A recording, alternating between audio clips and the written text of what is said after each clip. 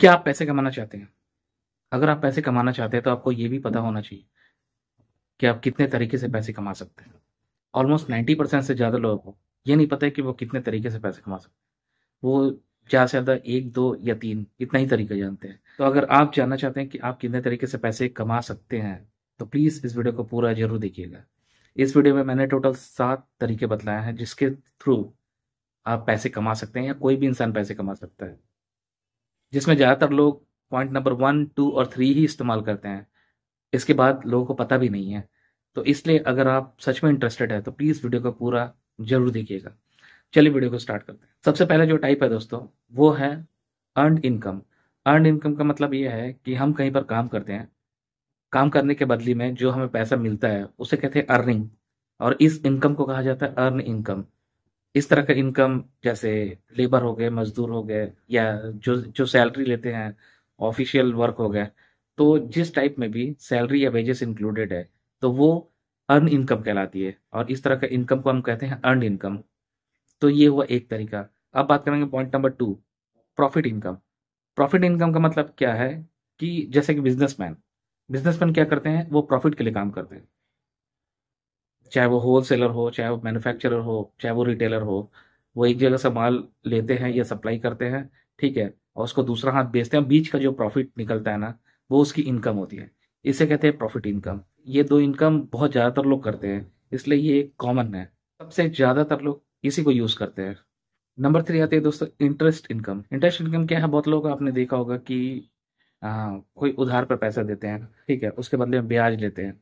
कि बैंक वगैरह में जो पैसा रखते हैं, पैसा रखने के बाद में जो हमें उससे प्रॉफिट जो मिलती है वो उसकी इंटरेस्ट है, ठीक है, जिससे हम उस पैसे का अपना पर्सनल यूज़ करते हैं।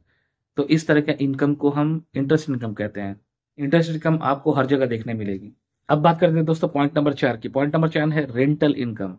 रेंटल इनकम जो है दोस्तों, वो सिर्फ उन लोग करते हैं जिसके पास में कुछ ज़्यादा पैसे हैं।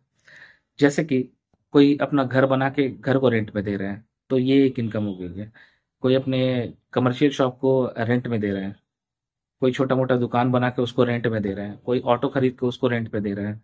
तो ये हुई रेंटल इनकम। रेंटल इनकम इसलिए क्योंकि हर महीने उसके पास में उसकी रेंट आती रहेगी। जब तक वो इंसान उस चीज को यूज करता रहेगा, किसी को रेंट में देता रहेगा, तब तक उसको रेंटल इनकम मिलती रहेगी। तो ये काम भी बहुत जन करते हैं और इससे भी बहुत अच्छा खासा बेनिफिट होती है। क्योंकि जिसको लॉन्ग टर्म में पैसा चाहिए, और अधिकतर लोग करते हैं अपना घर बना दिए, अपनी शॉप खरीद लिए, खरीद लेने के बाद में उसको लॉन्ग टर्म में रेंट पे देते हैं।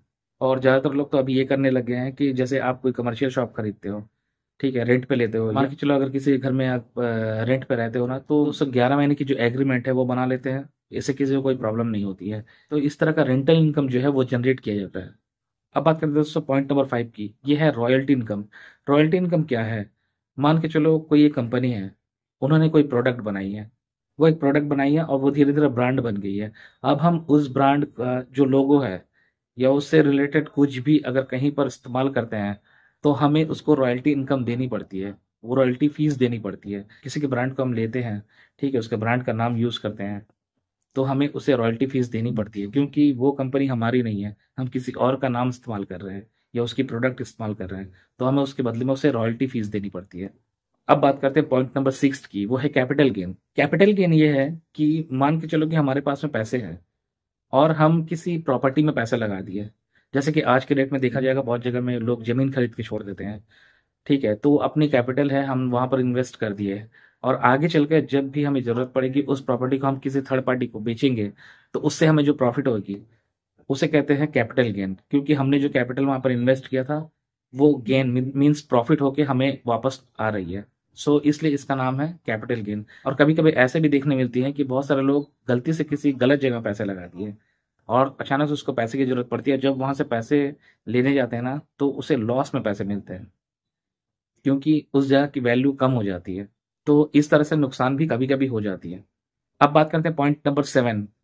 वो है डिविडेंड इनकम। डिविडेंड इनकम क्या होता है, जैसे मान के चलो हमने किसी कंपनी में शेयर खरीदा है, शेयर खरीदा और कंपनी प्रॉफिट में जा रही है, तो जब कंपनी प्रॉफिट में जा रही है उस समय अगर हम अपने शेयर वहां पर देंगे, ठीक है, तो उसके बदले में हमें जो प्रॉफिट मिलेगी, जो बेनिफिट मिलेगी ना, उसको कहते हैं डिविडेंड इनकम, क्योंकि वो हमें शेयर के बदले में मिल रही है। तो दोस्तों इस तरह से हम 7 तरीके से पैसे अर्न कर सकते हैं। हाँ, आपको जो भी तरीका अच्छा लगा है प्लीज़ कमेंट बॉक्स में ज़रूर लिखिएगा। इससे ये पता चले कि मुझे कि आगे किस बारे में वीडियो बनाना है, तो मैं इस पे ज़्यादा फ़ोकस करूँगा। ठीक है? तो इसी के साथ मैं वीडियो समाप्त करता हूँ। आपका दिन शुभ और मंगलमय हो। धन्यवाद।